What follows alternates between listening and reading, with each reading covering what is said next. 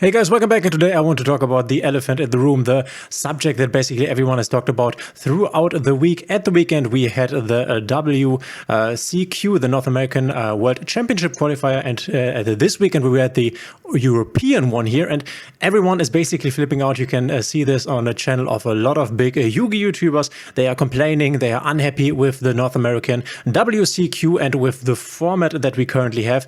The discussion on people quitting the game, professional players no longer wanting to play the game is all around. But today I want to make a case for why I personally think, at least concerning the North American WCQ, which was the first major big tournament with the new format here from Infinite Forbidden that introduced the Fiendsmith engineer that we will talk about in a second, that I personally think this format looked actually quite nice.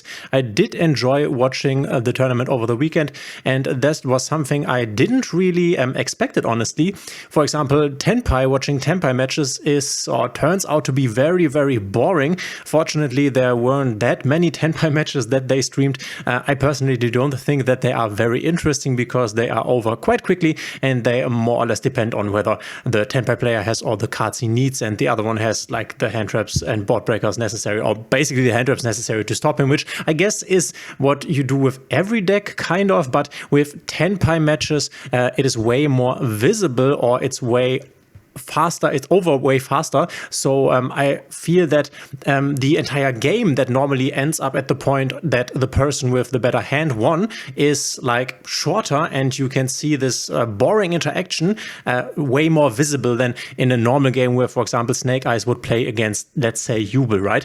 But the thing is, and this is why everyone is basically hating this format, and I can understand this, is that we once again see kind of a tier 0 format, you could say. A tier 0 format we normally talk about when we have like 60% of relevant meta occupied by one deck. And you could argue that we have this here. We can see this is kind of like a 50% Snake Eyes Fiendsmith, and then you have like, I don't know, this might be another 10-15% Yubel Fiendsmith. So if you want to call that the Fiendsmith deck and don't basically make a separation between Yubel and Snake Eye, then you could say that we have kind of a tier 0 meta with Fiendsmith. And you can also see this right here. If we scroll down the list, you can see a lot of Snake Eye, a lot of Yubel decks here, obviously Snake Eye being the most prominent ones. And then here and there some other decks here. At the bottom are a lot of Tenpai decks that unfortunately for the Tenpai players did not make it out of top 64. But yeah, this is what we mainly saw here, and obviously the most people are not really happy with these kinds of formats, as they are not very diverse and as the matches normally are not that interesting to watch. Because this is what makes a format basically interesting for me, is that I can, when I play personally, enjoy the game, and that I can watch the game at least on a professional level and enjoy the podcast, which is why the last format we had with also Snake Eyes and also Tenpai Dragon and also Yubel but not Fiendsmith stuff, I personally thought was way less interesting than this one turns out to be. But obviously we will have to see. Another point that I can definitely understand is the price point. Once again, the Fiendsmith engine is extremely expensive. I think the price point of the Fiendsmith, which you have 3 times in your deck, is at 70 euros per copy, and you can see it right here. I think these prices are normally a bit overpriced. It's not that expensive, but it's also kind of close. So you would need to pay around $1,000 if you don't have anything for a complete meta deck, basically, if you want to play the best decks, which will be Yubel Fiendsmith and Snake Eyes Fiendsmith. But why did I enjoy the stream, the VOD basically of the event here? And let me tell you why I did and what I was what I looked at the weekend, right? And in order to understand why I think the format is actually quite nice to firstly play and then also to watch, is the fact that the format seems to be a lot slower now. Obviously, and this is what I already talked about, Tenpai Dragon is a deck that does not really make the format slower, makes it way faster and makes it more boring. And this is something that also is in this format, no doubt about it. But the big 2 decks here, namely being Fiendsmith Snake Eyes and then Fiendsmith Yubel, are actually very slow decks. And the first thing that I want to basically turn your attention to, especially as a Master Duel player, is in most of the Snake Eye Fiendsmith decks, there are no Raging Phoenix and the Zialantis, which is normally the kill combo that is quite easily achieved by having 4 bodies on the field, which is something that this deck can very easily come to this point, obviously. And then a game can be over very fast if your opponent establishes 4 bodies, goes into Promethean Princess, goes into Raging Phoenix, and then into the Atlantis. You know the drill. And if you go through, and this is something we will not do right now, you will see that a lot of these lists have opted to not play this package. I think there were some lists playing this package, but the majority of lists basically did not. I'm not even sure if we can find some list in Top Cut here that actually did play it, and we don't have to look for that. I guess here was one, but the case is that with the new Fiendsmith stuff, we have a lot of extra deck space that we now have to give to the Fiendsmith cards in order for this entire engine to work, which means we have to cut on something, and people tended to cut on the going second kill package. Some people, and we are looking at the first and second place list here, some people like the second place duel list here played an access code talker, and then interestingly enough, the first place, it wasn't the first place, it was also played an access code talker, but in the side deck, so he could go into the access code talker for the second turn and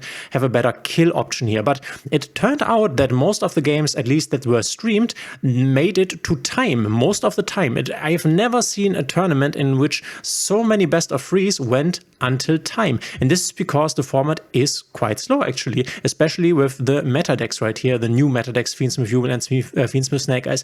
And for Jubel, it's definitely a very easy case to understand, because if you have played Jubel in Master Duel recently, you might have come to notice that it's not that easy to finish your opponent with this deck. Obviously, a combination of Nightmare Pain together with some of the Jubel cards that basically reflect the damage can do it, but other than that, you don't really have a lot of like big body monsters that can help you win against your opponent on a very fast timeline. So what ends up happening here, in combination with obviously having a lot of hand traps, we can see it right here, we have triple Imperm, we have triple Ash Blossom, Valor, Mourner, and obviously the Fiendsmith Snake Eye deck, like before, is able to play a lot of hand traps. I think we are around about 12 to 15 hand traps here, counting the Bestials here, which obviously also slows down the game quite a lot. So this is something we also had before, hand traps slowing down the game. This is nothing new, but now with the most popular deck no longer having or no longer playing, basically, obviously they have the option, they are no longer playing their going second kill combo here.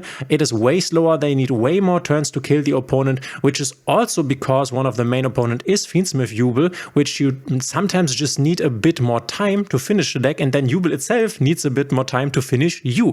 And this basically meant, on this was something we could observe in the tournament. I'm very interested in seeing whether in the European WCQ, the World Championship qualifier, we will see the same. I guess we will, because the lists will not be adapted in the sense that people will once again put in this going second engine. I think everyone saw that having the Fiendsmith engine and then other cards in the extra deck was quite effective. So I'm not really seeing a lot of pro players going back to the Atlantis Raging Phoenix package. Honestly, I don't think it is needed, but the game is now more of a grind game. And this was also with other decks that we could see on stream. So there were obviously also, especially in the first round, other decks. If you look at decks like Runic Stun, obviously this also took way longer. Vanquish Soul is a deck that takes long. Tear Elements is a deck that takes long. And if you pair this with the two meta relevant decks being Snake Eyes Fiendsmith and Jubel Fiendsmith, they are also taking long, then we are just in a meta environment where most of the time, and this is what we saw, most of the time people will basically use up the entire clock in order to finish a best of three. Ritual Beast also being something here, you have quite a long combos, and you will have to think about a lot of the combos in depth, because they have very many different ways to basically end on the end board. Temper Dragon being the only exception here that tends to make or to finish a game very fast. And this was something when Temper first came out and we had basically the tournaments, the first tournaments of Temper, this was extremely boring, because it was just like in 10 minutes it was over. Either the Temper player won very fast, or the other player basically stopped everything the Temper player wanted to do, and this was obviously not interesting. What is way more interesting is this slow play game here, because that means that you have to understand the game on a way, or on a better, deeper level, in order to make the right decisions. Because if you are in a low resource situation, then you really have to think about what you want to do with the resources that remain for you. And you also have to think about what potential resources could be in your opponent's deck. For example, if you have played yugioh, especially also on Master Duel, then if the games go longer than 4 or 5 turns, you will have noticed, or 3 or 4 turns maybe, then you will have noticed that at some point you just don't have any resources, especially no resources in the extra deck anymore. And then it becomes very, very hard finishing your opponent. I had a game about 20 or 25 turns against the Dynamorphia, which obviously they both interact in a very funny way. This is maybe more of an exception, but I guess you get my point. And this is why I really enjoyed watching the WCQ over the weekend, because I had the feeling that this format actually requires some skill. And a lot of people were also changing and using board breaker variants instead of hand traps, because hand traps proved to be, you basically need more than now 2 hand traps to effectively stop your opponent. If you do not have like one of the more impactful ones like a Droll and Lockbird and, for example, a Nibiru that can basically end it all, or the Bestials coming back, which makes sense because we have the Fiendsmith stuff. You're also slowing down the game considerably, and then again speeding it up because they have 2/5 attack and they can obviously help you kill. But this is what was my impression basically of the format, and I was very surprised. I even enjoyed watching the, I don't know, 10th Snake Eyes deck playing against the 10th yugioh deck, which was a matchup, or Snake Eyes against Snake Eyes, especially in the playoffs basically, was a matchup that we saw a lot. But I had the feeling that most of the time it was quite skill intensive. There were 1 or 2 games, 1 or 2 Fiendsmith Snake Eye games. I think the final was also an example of this, where the finalist was definitely had way better hands than his opponent. So the final wasn't that interesting, but nearly every other match I definitely enjoyed watching. And I can't, to be honest, remember a time where I had so much fun and enjoyed watching a big tournament as much as I did this weekend. So this is why I personally think that this format could be quite nice in playing it and also in watching it, because obviously if this format is way slower and you have to be better, you have to make better decisions, you have to think about everything more, and you will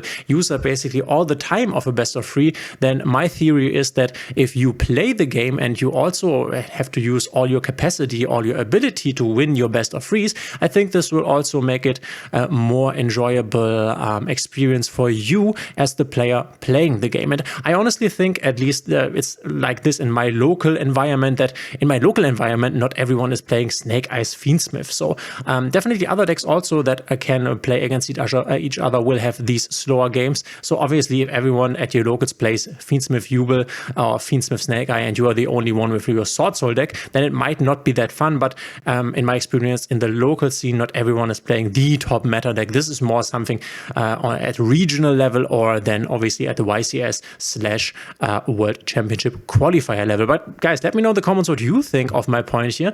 Did you enjoy this? Did you even watch this? What is your opinion on the current meta? And as I already said, I do understand the arguments of that is way too expensive, and it definitely is, especially concerning the fact that we will get these new Mulch Mummy cards. Mulch Army Porolia definitely has had a good showing throughout the weekend, and we will get the other one, the even better one. It will probably also be a secret rare. So whatever format will evolve next, it will be a very expensive one, unfortunately. But we have to see. We also get a ban list there that might hit, or will, I guess, definitely hit some of the Snake Eye stuff. I mean, look at this in comparison to Master Duel. It's a joke how unhit this deck is.